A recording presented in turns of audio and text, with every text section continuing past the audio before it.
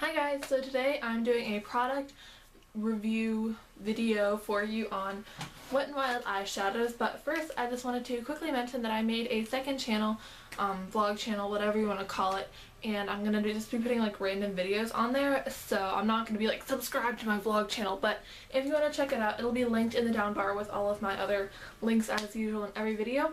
So on to the review. I have 3 different products of eyeshadow from Wet n Wild. The first is the Walking on Eggshells Color Icon Trio, which is really popular. It's just this neutral trio. And then I have 2 of the Color Icon collections. One in Comfort Zone, which is just a neutral themed palette, and then the other one in Petal Pusher, which is more of a purple theme, as you can see. So in total I have 19 different eyeshadows from Wet n Wild, so I decided to do just like an overall product slash brand review on them because they do get a lot of hype for being a great drugstore eyeshadow, but I wanted to talk about them a little more in depth. So I'm going to talk about the eyeshadow like quality overall and then talk about each of the individual products that I have. So this eyeshadow, as I'm sure you've probably heard, is very pigmented.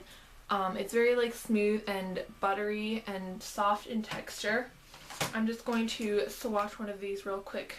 I'll have for real swatches at the end of this so you can see them all better, but I just swatched this shade. It's super pigmented. I just like swiped my finger across it twice, and they're just really soft and like a buttery eyeshadow texture. So they're really nice, definitely for drugstore, and especially at the very low price point that these sell at. Now, the kind of like downside of the texture is that they're so smooth that they're almost too soft, and like with the darker colors, especially in the glittery color, if you're not careful it'll just like go everywhere, and like you'll get too much on your brush and then it's just not good and it looks like someone punched you. But the pigmentation on these is great. They're all different obviously, but I would say they all basically are pretty consistent with the texture and the color payoff in them. So overall they are really great eyeshadows, and just the quality is phenomenal, and especially for like $3 to $5. One other thing that I wanted to talk about is the packaging on these. The packaging is pretty flimsy, which is no surprise because it's just a drugstore like super cheap, inexpensive product, but that's okay with me because the quality of the eyeshadows is so great and I don't want to pay more just for like fancy packaging. So it's just like plastic, the back is black and the front is clear, and then inside each of them there's a little, well, inside the bigger ones it's like a double-ended. One end is a sponge tip eyeshadow applicator, that's pretty standard, and the other end is like an actual brush, but it's not very soft. I wouldn't really recommend this brush or anything unless you're in a pinch, or if you're doing the $20 makeup challenge then you could make use of that.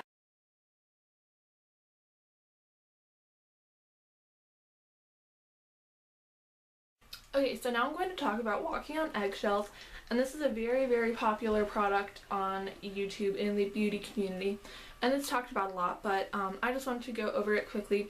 Basically you have like a pinky lid color, a medium brown crease color, and then a highlight color, and they're all a little bit shimmery. They're not matte, but it's not like chunky glitter or anything, and I think this is a great like everyday neutral quad. If you just want to have like one go-to thing that you can do, you don't have to think about like all your eyeshadow placement. It even tells you on here, it might be a little bit worn off, but like imprinted into the shadows it says lid, crease, and brow bone. So you can just like slap it on and go, or just toss it into your purse or something. So this is definitely a great like everyday eye look. And also another reason this trio is very popular is because it is dupes for 3 MAC shadows. I mentioned this when I like hauled this. It was like one of my first videos, but I believe this is a dupe for Naked Lunch, this one for Satin I think, and this one for Shroom, but I'm not entirely sure. But I do know that these are recognized as dupes for 3 different MAC eyeshadows for a very small fraction of the cost. But overall this is a great neutral palette thing for only $3. Okay, now moving on to Comfort Zone, which is this 8 shadow Wet n Wild Color Icon collection. And obviously like the texture and pigmentation is basically the same, although I would say that these are probably a little bit softer maybe than Walking on Eggshells, which is kind of a bad thing because it does have darker colors that are a little too like ready to just go everywhere. Up here you just have like a regular yellow toned highlight color, which I really like. This is my favorite highlight color because not that it's not pigmented, but like when you put it onto your brow bone, it's not opaque, but in a good way. It just like makes it look really highlighted and shimmery and pretty. I really like that. And then this color I also really like. It's like a taupey brown, gray, silver type of thing.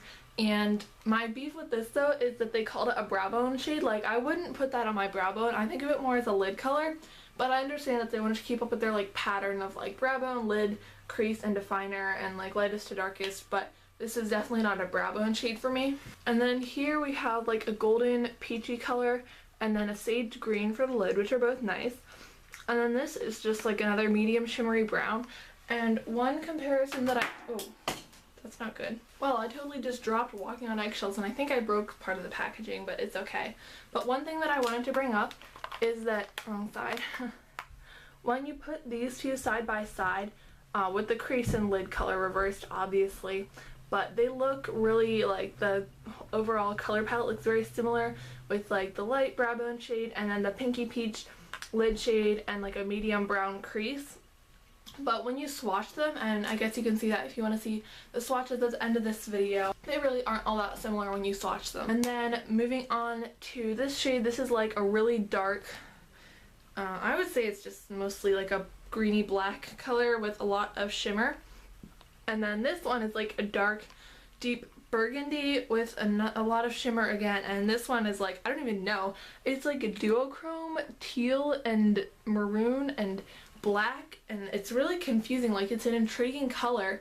It's like a duochrome eyeshadow, but it's really dark, and again it has that problem kind of where the eyeshadow is so soft that if you just like try to use it, it like goes everywhere and then it looks like someone punched you in the eye. So overall, I'm definitely like the top of this palette more than the bottom, just because like the whole problem with the dark colors going everywhere, and these three are pretty darn shimmery, so I tend to use them sparingly. I found that they can definitely work if you're careful, but you have to be really careful. Just get a little bit on your brush and just like tap it in your outer corner. And I actually showed this one in my go-to summer makeup video, so I'll link that if you want to check that out. This palette overall, it's a great deal. It's only $5 and you get 8 very good quality eyeshadows, but I tend to stay away from these bottom three. The top two are definitely my favorites from this palette. And then the last one is called Petal Pusher, and it is just the same format as the Comfort Zone palette, but with a purple theme, as you can see. So one interesting thing I want to point out is that this whole row is basically cool tone purples, and this row is more warm tone purples. So I thought that was pretty neat. Like, depending on your preferences, you can do like a warm plummy look or more of like a cool indigo look. And I'm actually wearing this row right now on my eyes. As you can see, it looks pretty dark. So that's what that looks like. But I just wanted to make sure I tested out every single eyeshadow so I could give a fair review on it. So this is just like a pale, creamy highlight color.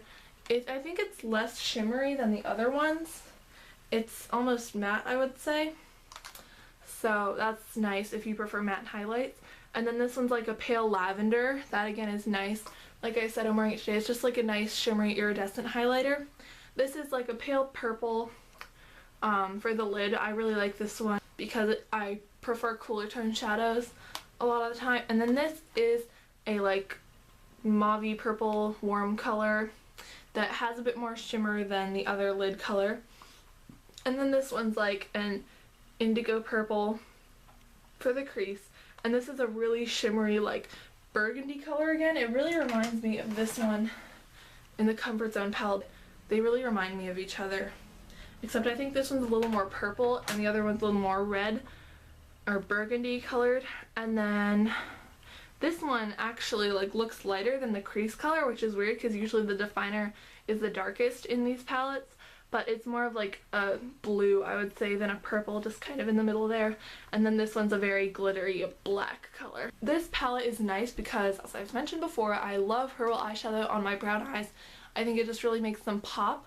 But again, the same problem with these two, especially, I would say, with the whole like soft going everywhere eyeshadows. But the texture of these is nice. This one, though, is a little bit chalky, I forgot to mention. but it's nothing like unmanageable. And overall I like this row better just because I prefer cooler tone shadows a lot of the time, but I really like this palette and I would definitely recommend it for any brown-eyed girls out there. It just gives you a lot of options for playing up your eyes, and you know, you can go warm or cool based on your mood or what you're wearing or anything like that. So I really like this palette and I would recommend it.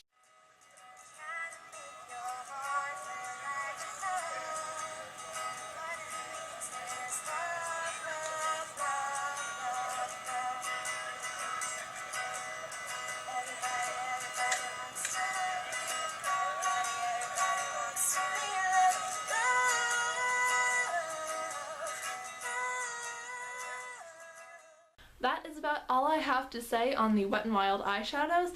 Overall, I think they are great quality eyeshadows, just you have to be pretty careful with the darker, more glittery colors so that you don't look like you have a black eye. And yeah, so that is my review. I hope this was helpful and semi-enjoyable. So please subscribe to my channel, comment, and give this video a thumbs up if you liked it. Thank you so much for watching, and I will see you guys very soon in my next video. Have a great day. Bye!